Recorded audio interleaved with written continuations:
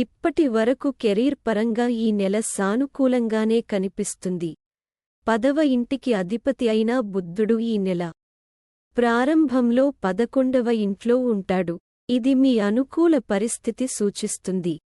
మీ మానసిక చరుకుదనం కమ్యూనికేషన్ శైలి మిమ్మల్ని పోటీలో ముందు ఉంచుతుంది. ఫలితంగా వృత్తిపరమైన విజయం లభిస్తుంది. బుద్ధుడు సెప్టెంబరు 4న సింహరాశి యొక్క 12వ ఇంట్లోకి ప్రవేశిస్తాడు. విద్యార్థుల విషయానికి వస్తే ఈ మాసంలో 5వ ఇంటికి అధిపతి అయిన శని 6వ ఇంట్లో తిరోగమనంలో ఉంటాడు. మీరు నిరంతరం కష్టపడి పని చేయడానికి ప్రేరణనిస్తారు. మీ విజయానికి ఏకైక మార్గం కష్టపడి పనిచేయడం. ఈ నెల ప్రారంభంలో బుద్ధుడు 11వ ఇంట్లో ఉంటాడు మరియు కుజుడు 10వ ఇంట్లో ఉంటాడు. ఈ రెండు మీ 5వ ఇంటిపై ప్రభావం చూపుతాయి. దీనివల్ల మీ ఆలోచనలు వివిధ రకాల అలలు పుడుతాయి. ఈ నెల కుటుంబానికి అనుకూలంగా ఉంటుంది. ద్వితీయ స్థానాధిపతి అయిన శుక్రుడు ఈ మాస ప్రారంభంలో మీ రాశిలో ఉండటం వల్ల కుటుంబ సభ్యులు మీకు ఏ పనిలోనైనా సహకరిస్తారు మరియు కుటుంబ వాతావరణం అనుకూలంగా ఉంటుంది. బృహస్పతి దృష్టిలో కూడా మొదటి ఇంట్లో ఉంటుంది. మంచి నిర్ణయాలు తీసుకోవడంలో మీకు సహాయం చేస్తుంది. శుక్రుడు సెప్టెంబర్ 18న నెల చివరి భాగంలో తుల రాశిలో మీ 2వ ఇంట్లో ప్రవేశిస్తాడు. మీరు శృంగార సంబంధంలో ఉంటే బుద్ధుడు బృహస్పతి మరియు అంగారకుడు దృష్టి ఈ నెల మొత్తం 5వ ఇంట్లో ఉంటుంది.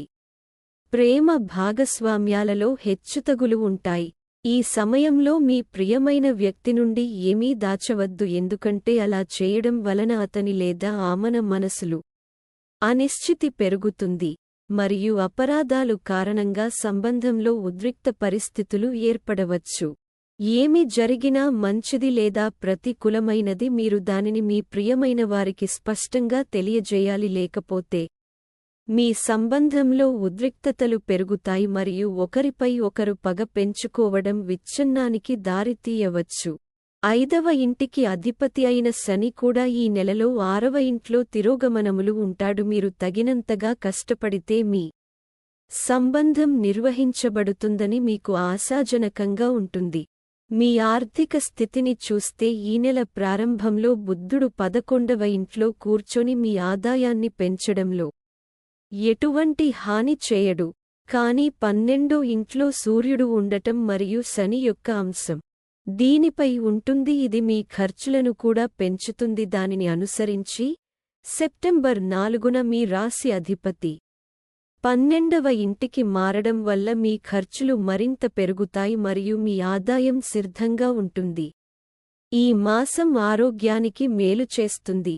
మాసం ప్రారంభంలో 11 ఇంట్లో ఉండడం వల్ల రాశి అధిపతి ఆరోగ్యాన్ని బలపరుస్తారు. బృహస్పతి యొక్క అంశం కూడా మొదటి ఇంట్లో ఉంటుంది.